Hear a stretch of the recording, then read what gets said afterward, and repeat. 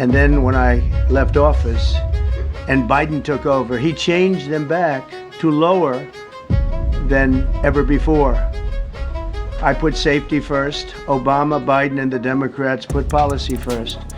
And they put politics at a level that nobody's ever seen, because this was the lowest level. Their policy was horrible, and their politics was even worse. It's kind of weird.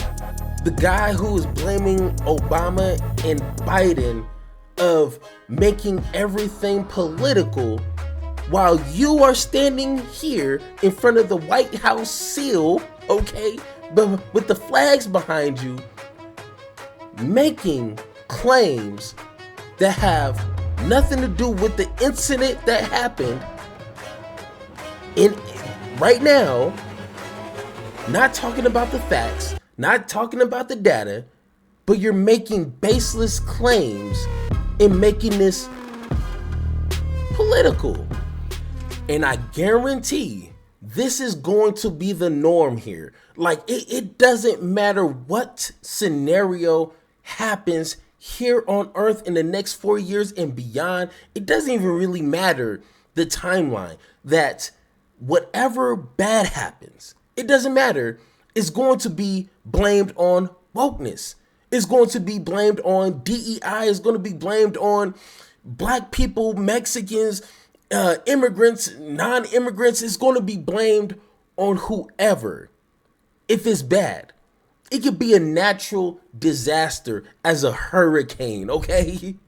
And it's still going to be blamed on DEI in some way, shape, or form. And it's sad because it's going to be people that believe it. I mean, but anything, let points of any metric when it comes to the economy, when it comes to unemployment, anything that's good. Oh, this is all Donald Trump's, baby. This is all Republicans. This is all the golden age and, this mandate. But when it's bad and it happens under his administration, it's the Democrats' fault. You know what I'm saying?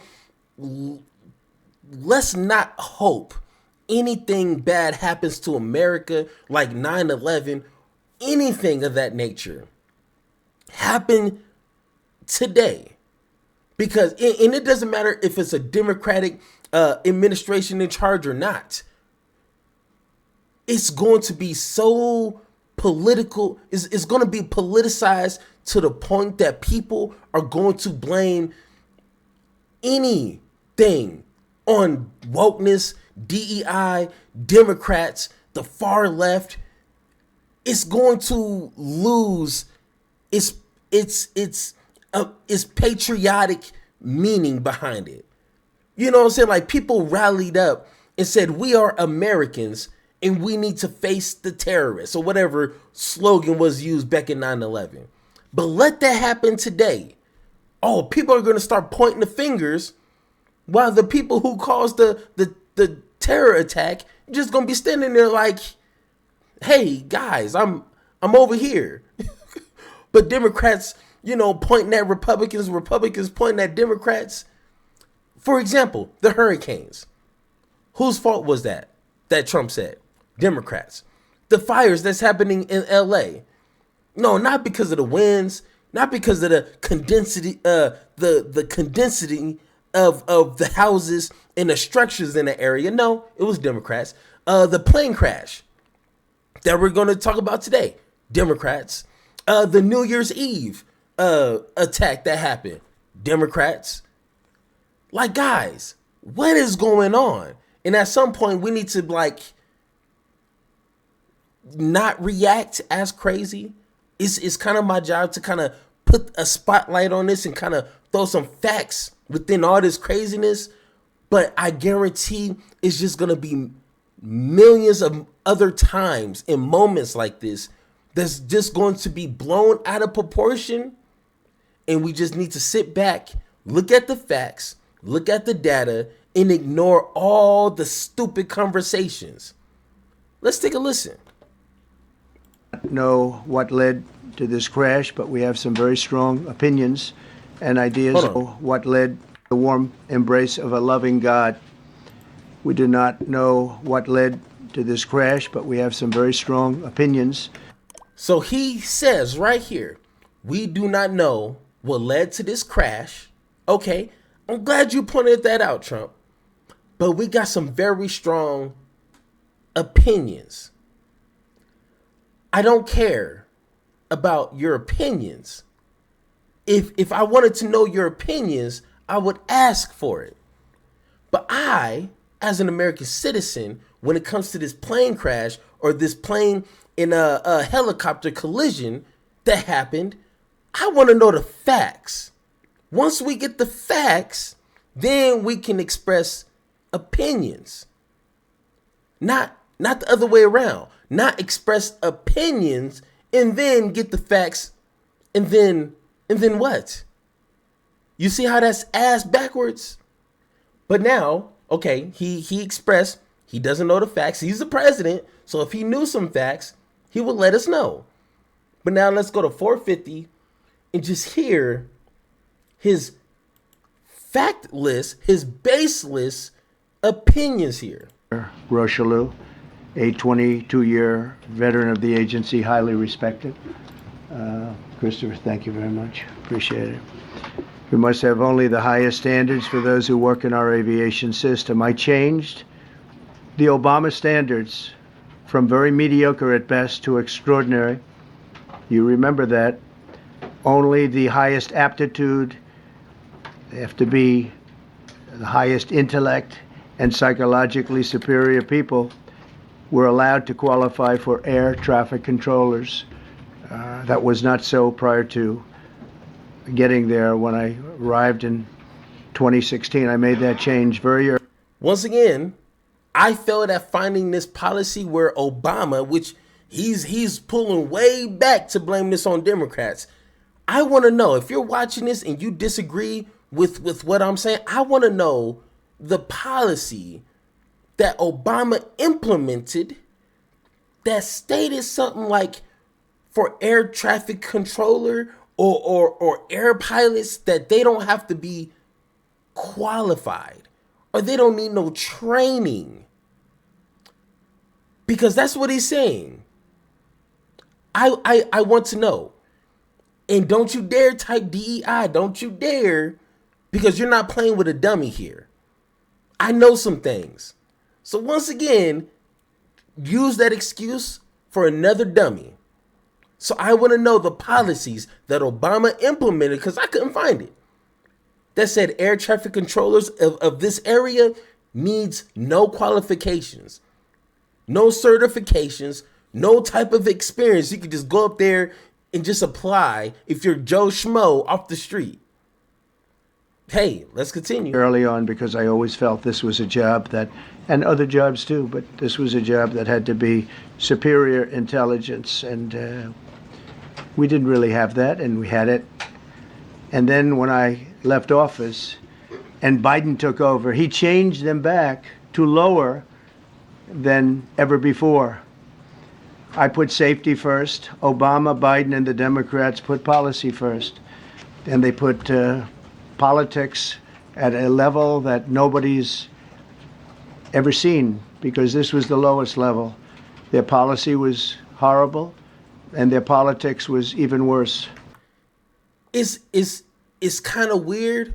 The guy who is blaming Obama and Biden of making everything political, while you are standing here in front of the White House seal, okay, but with the flags behind you, making claims that have nothing to do with the incident that happened in right now, not talking about the facts, not talking about the data, but you're making baseless claims and making this political. I mean, that's just kind of weird, right? Oh, Obama and Joe Biden, they make everything political.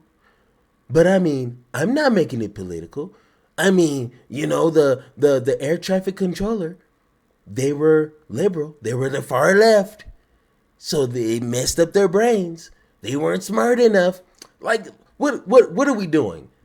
But I mean, we can ignore him. I mean, this idiot right here, we can ignore him. But the problem is the people who are listening to him are going to be the ones echoing this BS. And those are the ones we're going to have to deal with. Did you know it was DEI's fault of why the planes crashed? It went boom because of DEI. It went BOOM because of DEEEI. Like, oh man. Let's continue. So as you know, last week, long before the crash, I signed an executive order restoring our highest standards for air traffic controllers and other important jobs throughout the country. So it was very interesting. About a week ago, almost upon entering office, I signed something last week that was an executive order, very powerful, on restoring the highest standards of air traffic controllers and others, by the way. Then my administration will set the highest possible bar for aviation safety. We have to have our smartest people. It doesn't matter what they look like, how they speak, who they are. It matters intellect, talent, the word talent. You have to be. The word talent. I mean, I don't know what other words to use, but I'm going to say talent again. And I'm going to say talent. And I'm going to emphasize that word because I don't know what that means. But once again, what's the qualifications of the individuals that messed up in this situation? I mean, do we know? There's literally they're still investigating the situation. This is fresh, okay? They're still investigating, and you're telling me that, or you're making the assumption that they were not qualified. I mean, kind of weird. I mean, it's more weird that people made you president, but I mean, who's gonna sit here and listen and believe this? You got it, Republicans. Be talented, naturally talented geniuses. You can't have regular people talented, natural matters intellect, talent, the word talent. You have to be talented, naturally talented geniuses. You can't naturally talented geniuses. Once again, I'm not really big into conspiracies. I try not to lean in too much on, little phrases like that. But what talent do you need naturally to be in those positions? Is this something you can go to school for some years, get the qualifications under your belt? Is it really something that you're born naturally with? Or is he hinting at something? I don't know. Once again, I'm not really big into these conspiracies, but I done read a lot of white supremacist talking points in literature about, the whole, white supremacy. I mean, you know what I'm talking about. And it's just a little weird. He's trying to hint at something. But hey, okay, I'm just going to leave it there. Regular people doing that job, they won't be able to do it. But we'll restore faith in American air travel. I'll have more to say about that. I do want to point out that various articles that appeared prior to my entering office, and here's one. The FAA's diversity push includes focus on hiring people with severe intellectual and psychiatric disabilities. That is amazing. And then it says FAA says people with severe disabilities are most underrepresented segment of the workforce, and they want them in, and they can be air traffic controllers. I don't think so. Once again, hey, Mr. President, hey, guy, you need to state that. Because when I heard that, I tried to, once again, I may have missed it. I don't know. But I need to know what article he is quoting, because I need to read that. Once again, I am not going to believe anything a Republican says. I don't care. Like I said, I don't care if they're telling me, hey, the shirt that I'm wearing is black and the hat that I'm wearing is black. I'm not going to believe it face value. I'm going to double check my own shirt. I'm going to do my own research before I believe anything they tell me. You believe that the Air Traffic Controller Administration, whatever, is saying that we're going to hire mental disability people to be air traffic controllers just because they're underrepresented. So we're going to have them, no qualifications, no testing, none of that. And we're just going to throw them in. If you believe that, I need you to turn this video off. After I say what I'm going to say, turn this off, sit in the corner, don't talk to nobody, no phone in your hand, and think about your life. I need you to think about the decisions you are making in your life for you to believe the BS that he is saying. That's simple. But, of course, when situations like this, especially if you don't have the facts and the data to base your opinions and your arguments on, it's best just to listen to people that have experience in this area and kind of get their feedback. Once again, they don't have the information, so they're just trying to give you their experience perspective on the situation. Not some idiots who's reading off a paper. I gotta read what they told me to read because if I don't read what they told me to read, I'm gonna blame this on the immigrants. I'm gonna blame this on black people. You know, so I gotta stick to my paper, okay? Or I'm gonna blame the gays, okay? And there's a lot of gays. So so let's go ahead and listen to someone who has more experience than you and I. We worked all night long in frigid waters, death killed National Airport. Just moments away from landing. In fact, the investigation, of course, in its very early stages. This happened around 9 o'clock last night. Emergency crews there, as you saw, in the Potomac River, working to recover those victims. We have Captain Les Abend with us now. He's a retired pilot. He flew for American Airlines. Captain, thank you so much for your time this morning. I understand you spent about 40 years in the air. You've flown into Reagan National. We've talked a lot about what makes that airport unique in myriad ways. But we haven't spent a lot of time talking about what it's like to land a commercial aircraft when you do have so many military aircraft around. We know that this airport's about 20 miles away from where that Black Hawk took off. Talk to us a little bit about some of the challenges that can pose. Yeah, thank you, Craig. At the end of the day, that was very early on in my career, but it was it's a very challenging airport.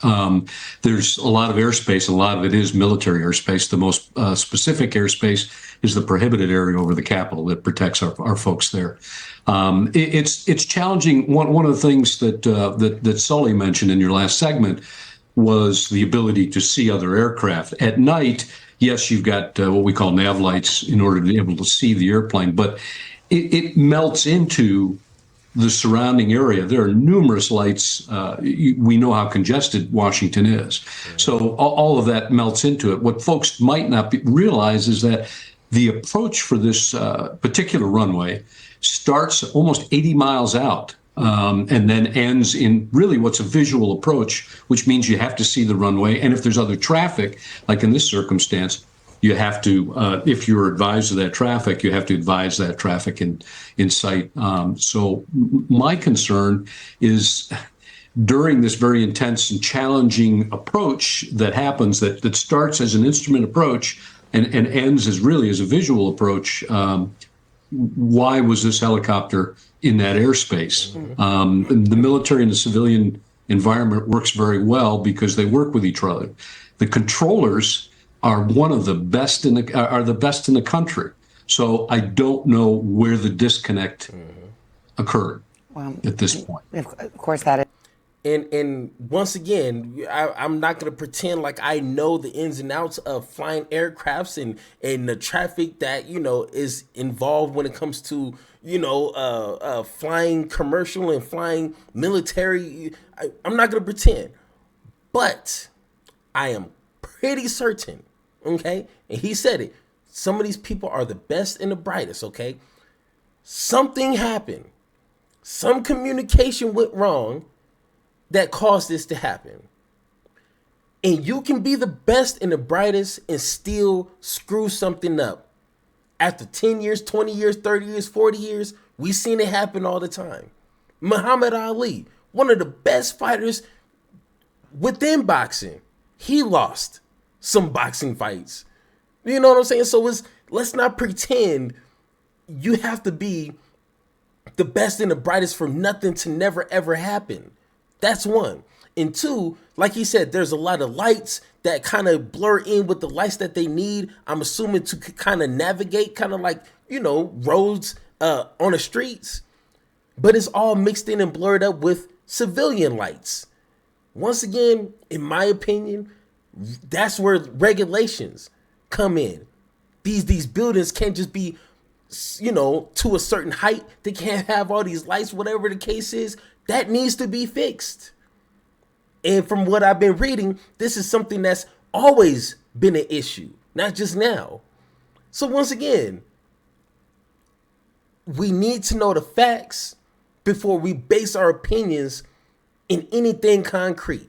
That's pretty simple. As the subject of many, many questions, which are just starting to be looked into this morning by the FAA and the NTSB, but just thinking about it from the perspective of the regional jet, I mean, we know from the snippets of air traffic control communication that we've heard that the chopper was told to pass behind the regional jet. So the chopper knows, evidently, that the jet is there. We don't know is if the jet knows that the chopper is in the area. And even if it did, if you're landing and you're moments away from landing at Reagan National, I mean, are evasive maneuvers even possible, even if you did know?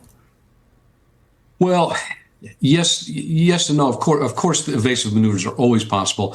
It's been mentioned in other segments that you've had that we have warning systems on board the aircraft that would allow us to do that regardless of controller instructions. So it was mentioned by Dennis Tager, the spokesman for the Allied Pilots Association, that system is disabled audio-wise when it gets to a certain altitude above the ground.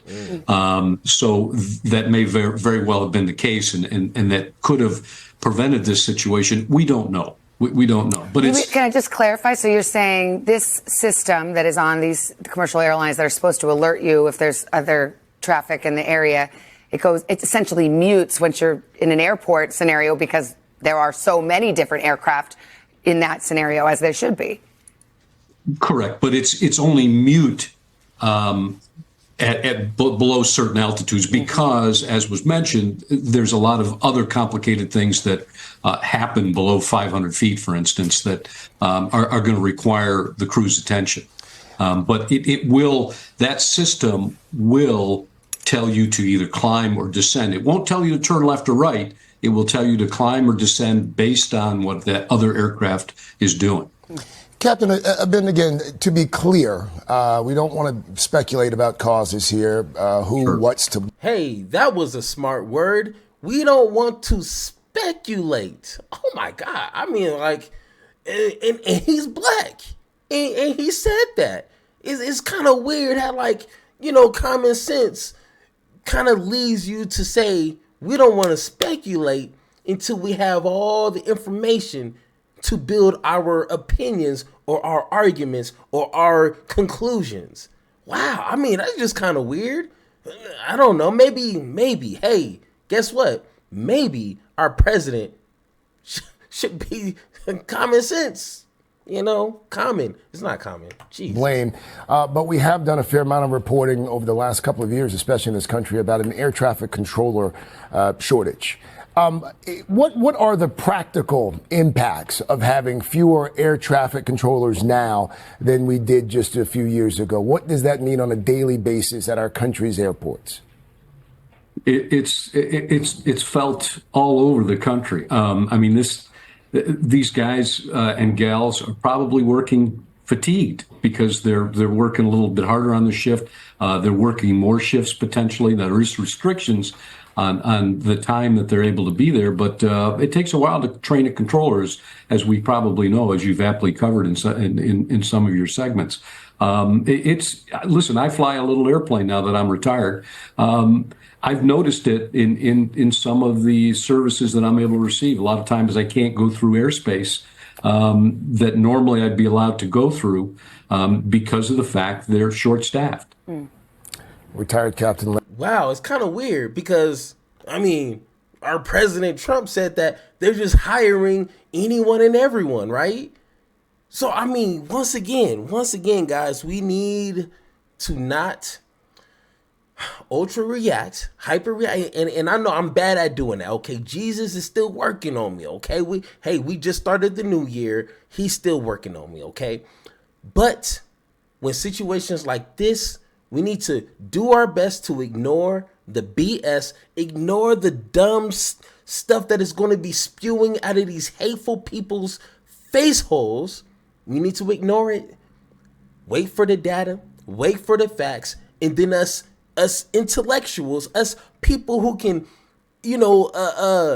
consume the information, comprehend the data, and have adult conversations based on that.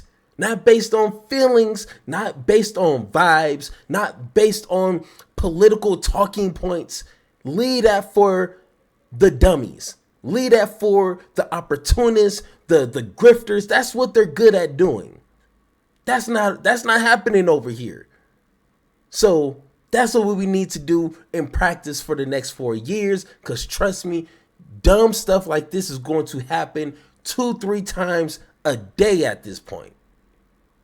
But hey, thank you for watching. If you agree or disagree with anything I said in this video, let me know in the comments down below, or hit that Discord button so me and you can have that one-on-one talk.